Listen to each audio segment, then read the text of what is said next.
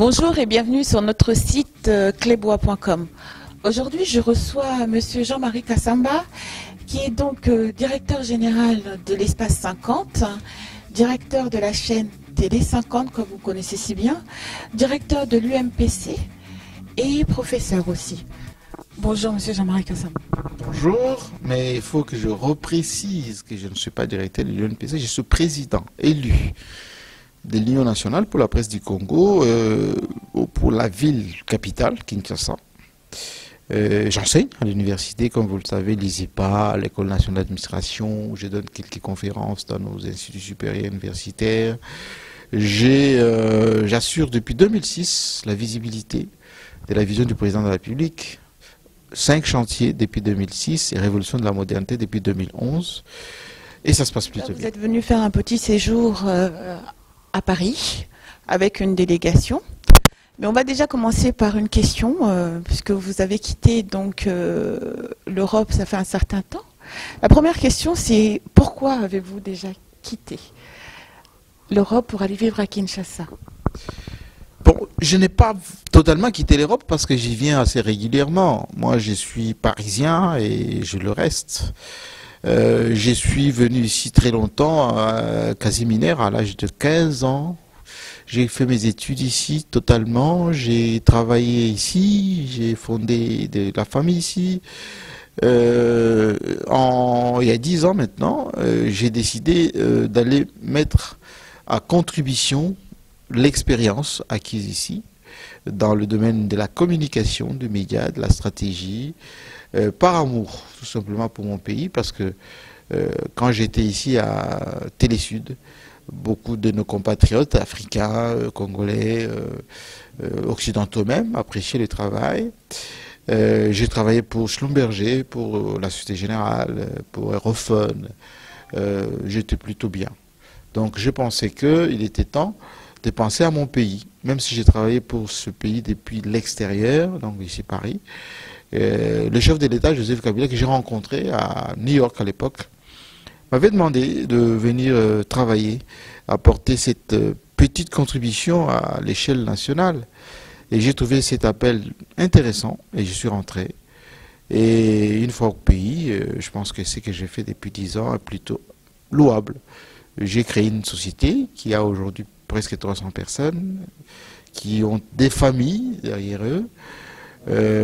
J'ai modernisé, c'est le moins qu'on puisse dire, notre espace médiatique en termes techniques, en termes de visibilité, en termes professionnels, en termes éditorialistes aussi, parce qu'aujourd'hui, au moins les chaînes de télévision savent qu'on peut faire de la télévision un outil de défense des intérêts du Congo.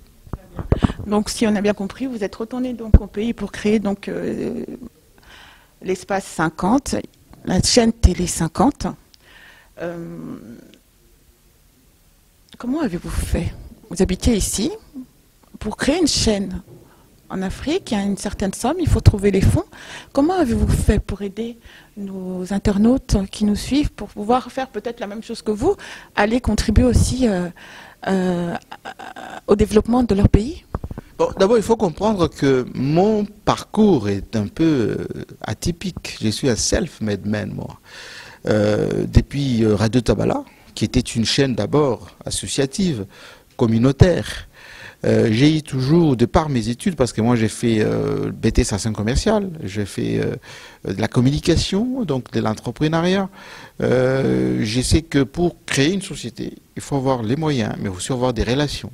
Il faut savoir ce qu'on appelle le montage, le tour des tables. Alors, j'ai toujours eu ces réflexes dans ma façon de faire. D'abord ici, nous avons commencé avec la première chaîne panafricaine qui s'appelle 3A Télé-Sud, avec Pierre Bédou, Sylvie Debois-Fleury, Constant Nemalé. L'idée de créer une chaîne de télévision nous est apparue. Moi, j'étais à Radio Fréquence Paris Pluriel avec mes collègues qui sont là devant. Ils sont venus me voir d'ailleurs. Et nous avons transformé les concepts radio en télévision. GMK Today, que les gens appréciaient beaucoup ici.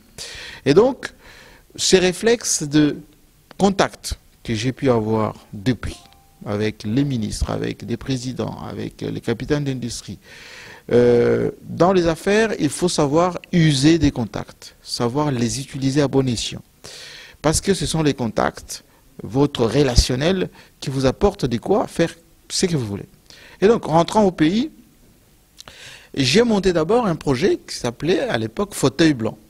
Fauteuil Blanc, c'est une émission, un talk show politique où j'invite que des responsables, les ministres, le PDG, le président, etc. J'ai fait la première interview du président de la République, Joseph Kabila, en 2006. C'est la première qu'il avait donnée depuis qu'il était président, depuis 2001. Et donc, ça m'a permis d'abord d'entrer dans l'espace national. Cette émission était d'abord un espace de promotion des gens. Quand ils venaient, ils payaient pour leur participation. 10 000 $, c'est pas rien. Et donc, j'ai commencé petit à petit avec les matériels que j'ai loués d'abord pour faire Fauteuil Blanc. J'allais prendre des espaces dans d'autres chaînes. Et à travers Fauteuil Blanc, j'avais des publicités que j'ai insérées dans cette émission. Et ces revenus me permettaient d'avoir ce qu'on appelle un matériel nécessaire déjà pour faire de la télévision. Et ça coïncidait avec ce qu'on appelait notre cinquantenaire. C'est pour ça que ça s'appelle Télé 50. Oui, j'ai travaillé à l'époque déjà dans la visibilité, n'est-ce pas, de la révolution de la modernité du chef de l'État. Et je lui ai proposé de continuer ce que j'ai toujours fait, depuis Paris, la télévision, la communication. Il m'a dit oui, pourquoi pas. Et je lui ai même dit, moi, j'ai déjà mon matériel, j'ai des idées, j'ai déjà quelques émissions que j'ai tournées en Europe, j'ai des émissions que j'ai faites ici, qui s'appellent Fauteuil Blanc, etc. Je commence. Et comme on devait faire la visibilité de notre cinquantenaire, il y a eu un canal qui était disponible, qui a été attitré pour cet événement important. Eh bien, on a mis les signaux dans un premier temps sur ces canaux. Et la population a apprécié, les opérateurs économiques ont apprécié. Pendant le temps du cinquantenaire, on a diffusé, ça s'appelait d'ailleurs la télévision du cinquantenaire. Et j'ai commencé à voir les premières publicités à ce moment-là. Et donc, j'ai fait un tour des tables. Aussitôt les manifestations terminées, j'ai même fermé la télévision du cinquantenaire. J'ai créé une nouvelle chaîne qui s'appelait Congo First News, pendant le temps où j'avais mis sur Internet parce que je n'avais pas encore une société nationale que j'ai créée par après avec mes partenaires qui chacun a mis ses fonds, mais je suis propriétaire majoritaire et j'ai fait Télé 50 avec la société qui s'appelle Congo 24 qui fonctionne. Par rapport aux accusations, on accuse souvent Télé 50 de faire que de la propagation, c'est-à-dire être une chaîne du pouvoir. Mais c'est un faux débat. C'est vraiment un faux débat et ils sont hors sujet, comme dirait l'autre. Télé 50, c'est une chaîne d'information en continu installée en République démocratique du Congo et qui est diffusée dans le monde entier aujourd'hui via les satellites, via l'Internet, etc. Moi, j'ai pour vocation, et depuis toujours, de défendre les intérêts de mon pays, défendre l'image de la RDC. J'avais fait des papiers ici en Europe, à Paris, 88, 89. Génération sacrifiée, parce que j'étais contre la dictature de Mobutu. Je parlais, j'ai dénoncé le comportement, la réputation de nos compatriotes ici. Voilà, les Congolais, c'est ceux qui portent les pantalons jusqu'ici, les femmes congolaises se blanchissent la peau, les voleurs dans les magasins, qui savent parler français, etc. J'ai donné une autre image de notre pays. Si les gens qui sont ici, qui peuvent nous suivre, ils savent que M. Jean-Marie Kassamba, lorsqu'il parlait, il s'exprimait au sujet de notre pays, le Zaïre de l'époque, c'était pour sauver, pour soigner notre crédibilité, notre image. Et donc Télé 50 est là pour des valeurs, la crédibilité, l'image du Congo, les institutions congolaises. Et la première des institutions congolaises, c'est le président de la République, élu, et il est au service de son pays. Et je parle bien évidemment des autres institutions, l'Assemblée générale, le gouvernement, les cours des tribunaux, notre armée, notre police, mais également notre opposition. Sur Télé 50, beaucoup de membres de l'opposition y passent. J'ai su le seul avoir donné un fauteuil blanc qui coûte 10 000 $ à Félix Tshisekedi. Il est là et j'ai encore des archives. J'ai reçu quasiment tout le monde. Citez-moi un seul que je n'ai jamais reçu, qui aujourd'hui se présente étant de l'opposition. Vital Kamere, Moïse Katumbi, Kamitatu, tous ces beaux mondes sont passés chez moi. Et donc, leurs partisans, jusqu'à maintenant, il y a des débats qui passent, eux-mêmes passent quand ils font des choses intéressantes. Moi, ce que je déteste dans la vie, c'est la médiocrité.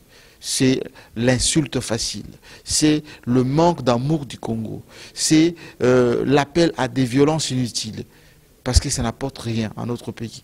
Moi, j'ai promis, je suis en train de promouvoir l'excellence congolaise.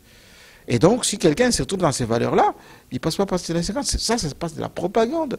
Dire que dans notre pays, il y a des avancées, ce n'est pas de la propagande. Dire dans notre pays qu'il y a des gens qui fomentent des coups contre le Congo, ce n'est pas de la propagande. Dénoncer les complots contre le Congo, ce n'est pas de la propagande.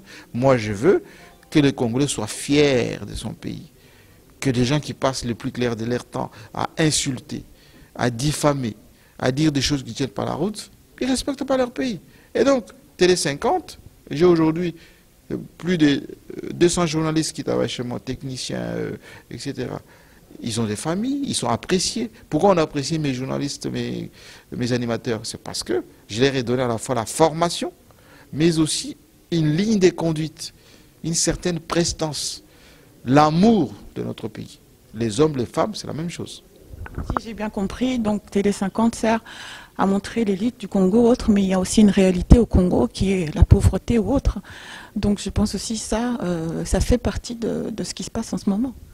Mais la pauvreté, ce n'est pas une spécialité congolaise, bon sang. Il faut que les gens arrêtent de dire des choses qui ne sont pas vraies. Je n'ai pas dit que la pauvreté était une spécialité congolaise. Je vais vous rafraîchir la mémoire. Moi, j'ai quitté ce pays, notre pays, dans les années 80. Déjà en 1972, 74, quand on a zarianisé notre pays, je ne sais même pas si vous étiez né en 72, déjà 76, 77, Nguz Garlibond disait déjà Mobutu le mal d'Isaïr, tout était par terre. En 78, la lettre des 13 parlementaires, 78. C'est là où les Tshisekedi, les Ngalula, les Mbwakem, etc., on dit que rien ne va. Lisez seulement la lettre des 13 parlementaires en 78, vous allez vous rendre compte dans quel état étaient les Zaïre de l'époque. En 1980, j'étais en Bujumaï, la première dévaluation. Tout était par terre. Pendant 10 ans, c'est-à-dire de 80 à 90, il n'y avait rien dans ces pays-là. Et la misère était plus noire, je dis bien plus noire, que la situation que nous avons aujourd'hui. Mobutu est parti. Dans quel état? Moi, je montre parfois les images d'archives. Aujourd'hui, je suis atterré de voir qu'il y a des gens qui mettent sur Facebook, qui mettent sur leur profil le drapeau du Zaïre. Mais qui avait ne serait-ce que la fierté de se balader avec les papiers d'identité du Zaïre? Qui? Aujourd'hui, on commence à montrer la carte de la RDC du Zaïre, le drapeau du Zaïre, la physionomie de Mobutu. Mais ici, à Paris, ici, il suffit de vous balader à Château-Rouge, un peu partout. Vous trouvez là-bas des pièces d'identité du Zaïre, c'était vendu sous les manteaux, etc. Il faut que les gens aient l'honnêteté de dire que le Congo d'aujourd'hui, avec ce que Joseph Kabila a fait depuis 2001, ça n'a rien à voir avec le Zaïre des années 90-80. Ça n'a strictement rien à voir. Et les difficultés que nous traversons, ce sont les difficultés conjoncturelles. Qu'est-ce que ça veut dire? Ça veut dire tout simplement que nous dépendons du pétrole, nous dépendons des minéraux, nous dépendons des produits, on va dire, d'exportation. La baisse de prix de ces produits affecte notre budget. Et comme notre pays vit à 90% de cela, conjoncturellement, la monnaie connaît des faiblesses, connaît une certaine baisse en termes de valeur. Mais lorsque les choses vont repartir, mais nous avons désenclavé notre pays, nous avons une compagnie aérienne, nous avons des routes que nous avons fait, nous avons un certain nombre de choses. Ça va repartir de plus belle. Et il y a à peine 5 ans, même pas, 3 ans, lorsque Matata Mponyo était Premier ministre, nous avons une croissance de presque 8%. Nous avons construit sur fonds propres les bâtiments du gouvernement, l'hôpital du cinquantenaire, Congo Airways, Transco, tout ce que je peux vous citer comme réalisation dans notre pays. Allez chez nous aujourd'hui. Les constructions qu'il y a, les gens qui construisent à GB dans toutes les villes de la RDC, Ça n'existait pas dans les années 80 ni 90. Alors, il ne faut pas que les gens, d'une manière un peu, je dirais, hypocrite, disent « Oh, il y a la misère noire, c'est pas possible, on est reculé en arrière ». Je ne dis pas qu'il n'y a pas de difficultés. Les mêmes difficultés qui affectent l'Angola, à cause du pétrole, qui affectent le Congo-Brazzaville, qui affectent le Gabon. Ne soyons pas nombrilistes et pensant que fatalement notre pays, c'est le tout dernier de la terre et qu'on meurt chez nous comme des mouches. C'est faux. Il faut qu'on dise la vérité. Nous traversons une situation difficile, mais qui va être gérée, comme ça a été dans beaucoup de pays où les gens aiment leur pays. La France, après la Deuxième Guerre mondiale, a connu la même situation. Après la Première Guerre mondiale, l'Europe était quasiment détruite. Avec la volonté, ils ont reconstruit leur pays. Alors que les gens aient un tout petit peu l'amour de leur pays au lieu de dire « oui, au Congo, il n'y a rien ». Très bien. Merci, M. Jean-Marie Kassamba.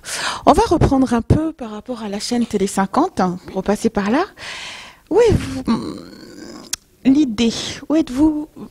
Comment avez-vous créé l'émission Club 50? Ah, Club 50, mais ça fait partie de... Comment dire, ce sont des concepts, parce que quand j'ai créé Télé 50, j'ai créé d'abord avec des émissions qui existaient. GMK Today, Fauteuil Blanc, des reportages que j'ai faisais pour la visibilité de la révolution de la modernité, 5 chantiers, etc. Mais en tant que professionnel de la télévision, j'ai créé ce qu'on appelle la grille des programmes, avec un certain nombre d'émissions, décryptage, l'invité, les blocs. On a les blocs du matin, les blocs du midi, les blocs du soir. Et je me suis dit, en week-end, une fois par semaine, il faut créer un rendez-vous des professionnels de médias, tout simplement, qui viennent commenter l'actualité de la semaine. Et là, j'ai mis un club 50, tout simplement. C'est des journalistes qui viennent des médias différents. Moi-même, j'anime et chacun s'exprime librement sur des thèmes que je choisis, d'une manière libre. Et ça a plutôt un succès depuis que c'est mis en place. Je regardais pas mal cette émission. Par contre, je remarque aussi que le journaliste Daniel Safou ne passe plus. Pourquoi? Oh, ça c'est un jeune journaliste. Mais vous n'avez pas aussi remarqué que c'est moi qui les ai fabriqués, un peu tous ces journalistes. Que ce soit Daniel Safou, que ce soit les Mac Moukebaï qui passaient beaucoup. Et beaucoup de gens les ont connus à travers un peu Club 50 et c'est tant mieux. Il va revenir bientôt. Club 50 fait tourner les journalistes, hein, parce qu'il y a plusieurs médias chez nous, assez régulièrement, je fais tourner, je ne garde pas les mêmes, souvent, parce qu'il faut permettre aux uns aux autres de passer aussi. Il y a une nouvelle génération au Congo aujourd'hui, génération GMK un peu, hein, quand ils arrivent à Télé 50, c'est chez eux. C'est mon petit, Daniel Safou, je l'aime bien. On va partir un peu, en ce moment, j'ai remarqué que sur Télé 50, vous parlez de plus en plus de George Soros. Oui. Pourquoi? Mais parce que c'est mon métier aussi, le patriotisme, le nationalisme, l'amour de mon pays. Et M. Soros fait partie effectivement de ceux qui sont dans la galaxie de déstabilisation de pays d'Afrique. Pas seulement, parce que lui, il n'est pas seulement en Afrique où il fait ses actions. Même chez lui, aux États-Unis, il est en bisbille direct avec Trump aujourd'hui. Et il est derrière beaucoup de manipulations, de déstabilisation du continent africain. En ce moment, c'est le Togo d'ailleurs. Mais ça s'est passé en Égypte, le fameux printemps arabe. Ça s'est passé au Sénégal avec Y'en a marre. Ça s'est passé au Burkina Faso avec les ballets citoyens. Et chez nous, nous avons nos jeunes gens qui sont un peu manipulés, ce qu'on appelle les Filimbi, Lucha, etc., les ONG, Radio Okapi. Il y a un livre qui a été publié dernièrement, qui s'appelle Les réseaux Soros à la conquête de l'Afrique. Et j'ai eu la chance à la fois de lire ces livres. D'ailleurs, je suis venu en Europe à l'invitation des auteurs que j'ai pu rencontrer, qui ont fait des témoignages d'ailleurs, comment ils ont pu réaliser ces livres. Mais c'est effarant. Justement, si vous en parlez, est-ce qu'il fait peur au pouvoir? C'est pas question qu'il fait peur. Il faut... Moi, je suis journaliste d'investigation, entre autres. Eh ben, quand il y a des actions qui sont qui ont pour objectif de créer des désolations dans mon pays, de saboter l'unité nationale, je dénonce. C'est une façon de prévenir. Un journaliste doit toujours prévenir et dénoncer. Mais ce n'est pas la première action que je dénonce. Tout ce qui a été fait, les mercenaires, les gens qui fomentent des coups, que ce soit aux États-Unis, en Belgique, tout ce qui s'est passé à Genval, à l'île des Gorées, tout ça. C'est mon métier. C'est pour ça qu'on dit GMK toujours la pointe. Toujours. Très bien. On va finir avec une question. Non, j'en ai encore deux. Vous avez toujours soutenu, comme vous venez de le dire, la révolution de la modernité du président Kabila. Quel est le bilan? Qu'en pensez-vous actuellement de cette révolution de la modernité? J'en pense que du bien. Que du bien. Vous savez, je vous ai dit quand j'ai quitté le Congo, le Zaïre, c'était, excusez-moi du peu, l'ombre d'un pays. Dans les années 80 déjà. Je suis reparti au Congo en 2000. On venait d'assassiner Mzee Laurent Désiré Kabila. Non, il était encore en vie, quelques mois avant, pour enterrer ma mère. Et ça faisait 2 ans que Kabila était arrivé. C'était encore pire. Aujourd'hui, notre pays, aujourd'hui, le Congo, a une compagnie aérienne qui s'appelle Congo Airways, avec des avions. On a réhabilité les bateaux.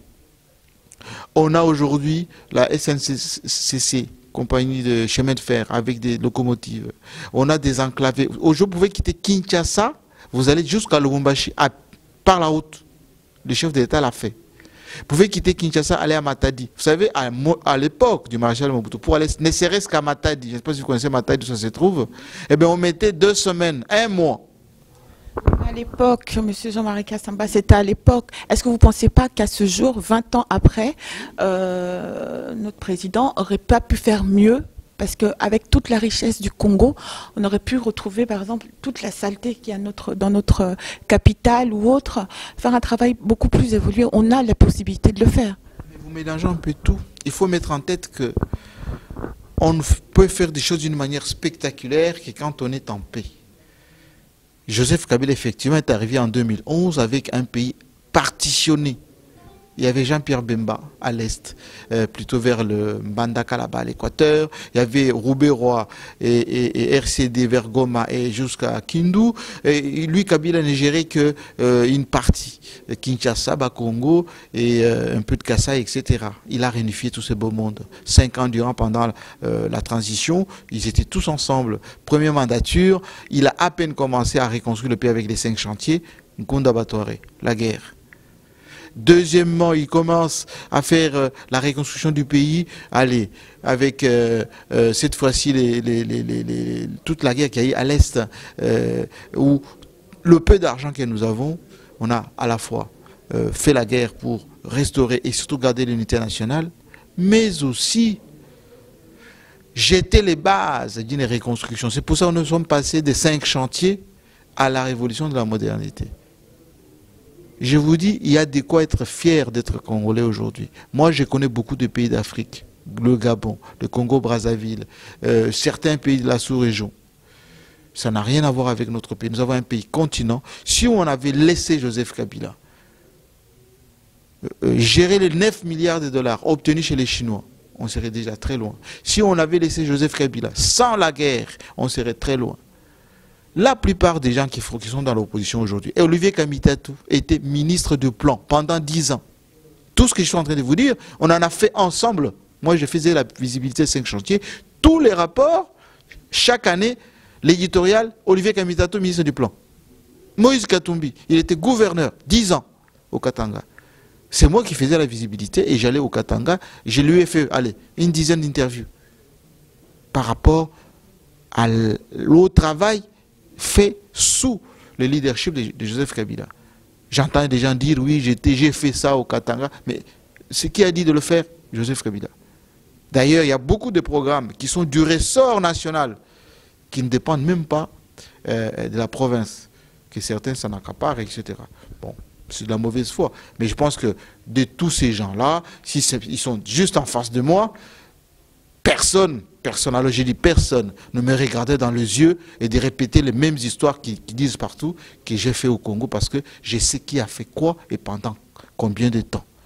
Et ça provenait d'où? Il ne faut pas que les gens mentent ici.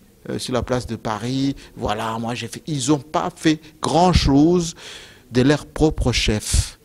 Tout était fait sous le leadership de Joseph Kabila. Et d'ailleurs, si on regarde de très près, ne serait-ce que les Katanga, entre le nord et le sud Katanga, beaucoup de Katangais se plaignaient de manquements à l'époque par rapport à la situation de l'ensemble des Katanga. Les nordistes des Katanga disaient non, non, on a fait quelques histoires un peu à Lubumbashi, à Kolwezi, il n'y a rien. Alors, il ne faut pas qu'on puisse berner les gens avec de la propagande, etc. Joseph Kabila a fait beaucoup de choses et c'est un président qui aime son pays. Et nous, quand nous attestons que ce qui a été fait, nonobstant les guerres, nonobstant la déstabilisation, c'est formidable, c'est l'est vraiment. Et vous allez voir que toute cette haine inutile, parce que les gens veulent tout simplement accéder au pouvoir, lorsque le peuple qui est lui conscient de cela va commencer à répondre par les urnes, beaucoup vont échouer. C'est pour cela qu'ils ne veulent pas aller aux élections. Parce qu'ils savent que s'ils vont aux élections dans l'état actuel des choses, ils vont échouer. Eh bien, en parlant justement des élections, on arrive presque à la fin de notre émission. En ce moment, sur Paris, sur la place de Paris, nous voyons pas mal de conférences. Dernièrement, il y a eu la conférence du docteur Mukwege. On a eu une autre personne qui est venue se déclarer candidat aux prochaines élections. En ce moment, il y a une ruée de personnalités. Qu'est-ce que vous pouvez nous dire par rapport justement à ces élections? Écoutez, moi, ça me fait rire. Ça me fait tellement rire que on ne peut pas venir se déclarer candidat président de la République quand on a soi-même déjà des handicaps. Handicap d'abord en termes de nationalité, parce que notre constitution interdit aux personnes qui ont plus d'une nationalité d'être candidat à l'élection présidentielle. À moins qu'on change la constitution. C'est que moi je prône. Parce que beaucoup étaient dans l'hypocrisie, ils cachaient leur passeport étranger, ils présentent les papiers congolais, ils sont élus, ils sont gouverneurs, ils sont ministres, ils sont députés, etc. Maintenant, on le sait, et ça sera dénoncé à la première tentative de poser la candidature. D'autres ont des problèmes avec la justice, et on sait que, sur le plan du droit, si vous avez été condamné et vous avez des problèmes avec la justice, vous ne pouvez pas être candidat. Ensuite, comment voulez-vous être candidat déjà à l'élection présidentielle? Vous ne vous êtes même pas enrôlé. Vous ne savez même pas le processus, il est à quel niveau. C'est un dilatoire. On vient embrouiller, ne serait-ce que la diaspora, pour rien. Parce que les processus électoraux, ça se passe au Congo. Ceux qui votent sont au Congo. Et il y a un certain nombre de critères à remplir avant d'être candidat président. Vous prenez un cas, par exemple, de Mukwege. Oui, il était médecin, etc. Mais il a été utilisé par les ONG et certains milieux pour jouer le rôle de déstabilisation à l'Est, notamment. Ça n'a pas marché du tout, parce que lui-même, à titre personnel, on lui a demandé à plusieurs reprises de justifier d'où vient l'argent, et l'argent même qui a été mis à sa disposition par certaines chancelleries ou certaines ONG, il n'a jamais ni donné à cet hôpital de Pangui, ni disposé d'un langage on ne peut plus clair. Aujourd'hui, on va le ressortir encore parce qu'on a fait le tour. Katumbi, Sindika. Alors, c'est un peu le serpent qui s'est mort là. C'est valable pour d'autres. Ils ont même des noms un peu inconnus que je ne présenterai pas, etc. Mais grosso modo, ce sont des dilatoires, des distractions. Si les gens veulent être candidats président, il faut d'abord qu'ils s'enrôlent, qu'ils viennent au pays, qu'ils respectent la CENI. C'est la seule autorité qui peut recueillir les candidatures sur de bases de critériums précis. C'est après avoir été accepté candidat que vous pouvez venir dire je suis candidat. Il ne faut pas dire des choses en avance, ça ne sert strictement à rien. Très bien. Donc on arrive à la fin de notre émission. Pour terminer celle-ci, je vous poserai juste une question pour moi et mes collègues. Vous avez donc une association de journalistes. Est-ce que vous pouvez nous en dire plus? L'organisation de journalistes, est-ce que vous pouvez nous en dire plus? L'UNPC, c'est l'Union nationale de la presse du Congo. Ça dépend. Enfin, c'est une organisation qui date des années 70 déjà. Hein, c'est à l'époque du Zaïre. Ça a été créé pour gérer les journalistes. On est élu une fois l'an, tous les 4 ans, pour le mandat des présidents que nous sommes. Et chaque ville, chaque province plutôt, a son président. Moi, je suis président pour la capitale. 12 millions de journalistes, plutôt 12 millions d'habitants, avec 3500 journalistes qui excusez-moi, à Kinshasa. Ensuite, nous travaillons pour le respect de la déontologie professionnelle, pour l'encadrement des journalistes, pour la défense de leurs intérêts. Ça se passe plutôt bien. Moi, je suis un président qui encadre mes journalistes, malgré les sensibilités. Il y en a de l'opposition, sensibilité du pouvoir, sensibilité société civile. Il y a la presse chrétienne, etc. Je suis le président de tout le monde. Mais il y a un problème de, on va dire, des crédibilisations de ce métier des journalistes qui s'impose. Il y a eu parfois des couacs au niveau des comportements de femmes journalistes, etc. C'est un challenge que nous sommes en train de lever ensemble. Très bien, comme je dis, nous sommes arrivés donc à la fin de notre émission. Avez-vous un message à faire passer, ce soit même aux journalistes ou aux internautes qui nous suivent sur clebois.com? D'abord, vous remercier de m'avoir associé à cette émission. J'espère que vous allez diffuser l'intégralité de ce que nous sommes dit. Et puis, moi, je ne donne pas beaucoup d'interviews aux télévisions Internet parce qu'il y a beaucoup de mélange. Il y a des gens qui n'ont pas vocation à être journalistes et qui s'improvisent journalistes sur Internet. Et puis, parfois, les émissions sont faites d'une manière trop aléatoire. Nous sommes en train d'assainir ces milieux de on va dire, de la presse en ligne pour que ça devienne vraiment une vraie presse en ligne. Et je conseille à ceux qui sont à travers le monde et qui veulent faire ce métier de journalistes de se former.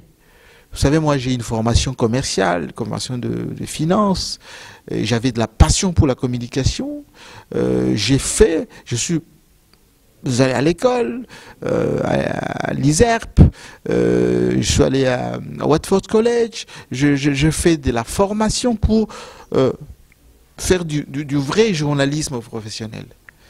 Et chaque jour qui passe, les télécommunications ou les technologies avancent, il faut s'adapter, savoir ce qu'on appelle les techniques de rédaction journalistique, etc. Les gens qui veulent faire ce métier, ils doivent apprendre. Ça, c'est de un. De deux, il y a un certain nombre de comportements sur le plan de la déontologie qu'il faut absolument acquérir. Tout n'est pas à montrer, il ne faut pas poser n'importe quelle question, il y a quand même des manières de faire. Et donc, j'ai conseillé à ceux qui veulent faire ce métier d'apprendre et d'avoir ce qu'on appelle un équilibre, et de choisir les invités, d'avoir des thématiques, de préparer leurs émissions. C'est très important. Et sur notre pays, le Congo n'est pas pire qu'ailleurs. C'est un pays qui est beaucoup convoité. Les gens veulent la déstabilisation, la partition de notre pays. Eh bien, il faut que les Congolais résistent. Il faut que les gens qui sont, par exemple, à l'extérieur apprennent à capitaliser leur séjour à l'étranger. Vous ne pouvez pas fonctionner, vous êtes à Londres, aux États-Unis ou au Canada, etc. Vous fonctionnez comme quelqu'un qui est encore dans notre pays, parfois qui n'a pas la possibilité d'accéder aux nouvelles technologies comme vous faites. Donc il faut que les gens sachent que le résultat, c'est ce qu'ils démontrent, c'est ce qu'ils sont en réalité. C'est très important. Voilà. Donc, encore une fois, merci. Et vous serez la bienvenue à Kinshasa, sur Télé 50, bien sûr. Merci beaucoup, Monsieur Jean-Marie Kassamba, d'avoir accepté notre invitation dans notre émission aujourd'hui. J'espère que vous avez apprécié cet entretien avec le directeur général de Télé 50. Moi, je vous remercie. Je vous remercie beaucoup de nous suivre encore plus nombreux sur notre site clebois.com et je vous dis à très bientôt. Merci.